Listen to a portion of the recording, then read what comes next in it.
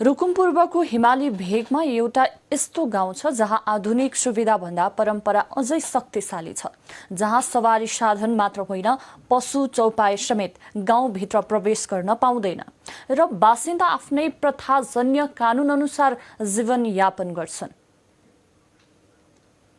मगर समुदायको बाहुल्यता रहेको तकसेरा गाउँ संस्कृति संरक्षणको जिउँदो संग्रहालय जस्तै बनेको छ। तक र सेरा दुई गाउँको संयोजनबाट बनेको यो बस्ती अहिले मौलिक पहिचानकै कारण देश विदेशमा चिनिन थालेको छ। यहाँ कडा नियम लागू छन्। गाउँभित्र सवारी साधन र पशु चौपाए प्रवेशमा पूर्ण रोक लगाइएको छ। नियम उल्लङ्घन गर्नेलाई जरिवाना गरिन्छ। मोटरसाइकलका लागि 1000 रुपियाँ, गाई भैँसी तथा घोडाका लागि 500 र भेडा बाख्राका लागि 250 रुपियाँ जरिवाना तोकिएको छ। हरेक शनिबार गाउँ एकसाथ सरसफाइमा जोड्छ। घर आँगनदेखि सार्वजनिक स्थलसम्म सामूहिक रूपमा सफा गर्ने परम्परा छ। नियम नमान्नेले 500 रुपियाँ जरिवाना तिर्नुपर्छ, जुन गाउँकै कोषमा जम्मा गरिन्छ। तकसेराका घरहरू पनि आफ्नै शैलीमा अनौठा छन्। तल्लो घरको छत नै माथिल्लो घरको आँगन हुने संरचना यहाँ देखिन्छ।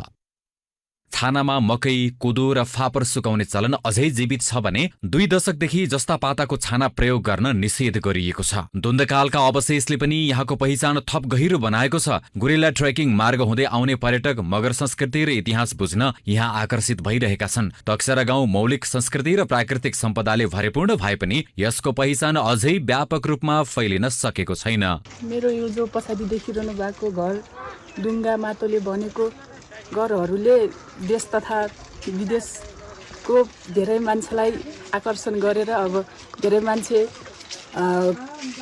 यसलाई हेर्नको लागि आउनुहुन्छ।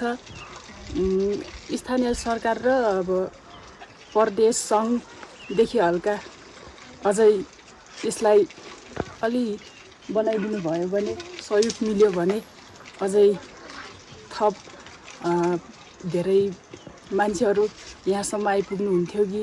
यहाँको प्राकृतिक सुन्दरता, मौलिक संस्कृति र सामूहिक जीवनशैलीले पर्यटकलाई निकै प्रभावित बनाउँछ। समयसँगै हराउँदै गएको परम्परा यहाँ अझै जीवित देखिनु गर्वको विषय भएको र यस्तो गाउँलाई पर्यटनसँग जोडेर देश विदेशमा चिनाउनु पर्नेमा पर्यटकको जोड छ।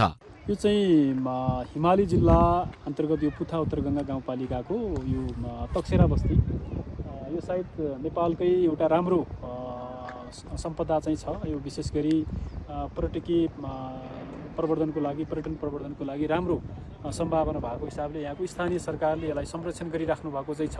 अझै पनि यसलाई बचाइराखेर देश विदेशबाट चाहिँ यहाँ पर्यटकहरू चाहिँ यहाँ आगमन गर्न सकियो भने यहाँको चाहिँ आर्थिक अवस्थामा निकै चाहिँ सुधार हुने देखिन्छ। पृष्ठभूमिमा देखेको यो तकसेरा गाउँ हो। यो पुथा उत्तरगङ्गा